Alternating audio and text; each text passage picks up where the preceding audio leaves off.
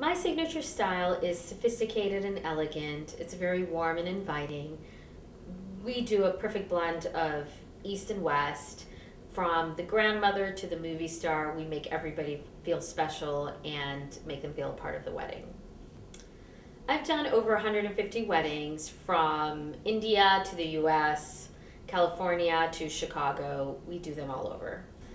One of the most memorable weddings to me was this fabulous couple. They were both doctors, and the bride had been planning her wedding for months and months. We had a week long of festivities, from dancing to henna to partying, that went flawlessly. Her wedding was set in the summer of July, and it happened to be a really hot day in July. She had picked a temple in the south suburbs of Chicago where the ceremony was going to happen inside the temple, and then outside we were going to have the dinner. All of a sudden, we're setting up for everything, and then a monsoon happens out of nowhere. It's raining like crazy, and the bride's inside, the wedding's about to kick off, and it just was crazy. I ran inside, I hugged the bride, and I said, "Don't worry, we're going to make this happen. Your vision and your dream's going to come true. You carry on with the ceremony, and we're going to make this happen."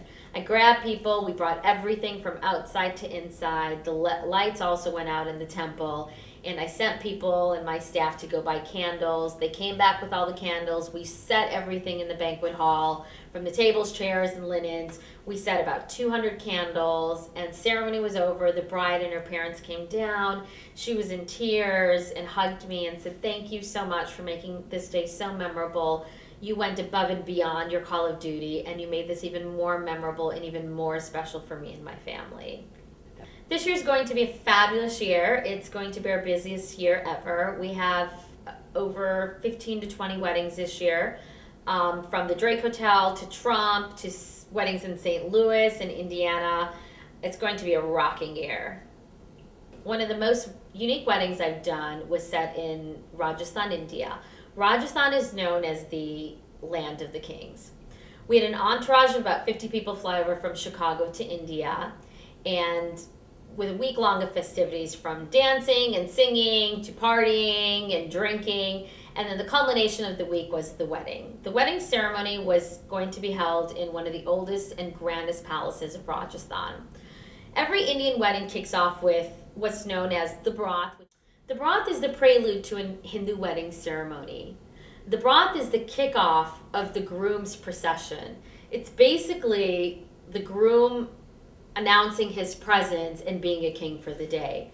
This particular broth consisted of 8 elephants with silver-drawn carriages on top, 6 camels, 5 horses, and then 5 horse-drawn buggies, and then the groom's chariot at the end of the procession. Guests are dancing and singing and partying in the streets of Rajasthan, with guests jeweled from head to toe with diamonds and gold and in the finest silks and designer couture that exists.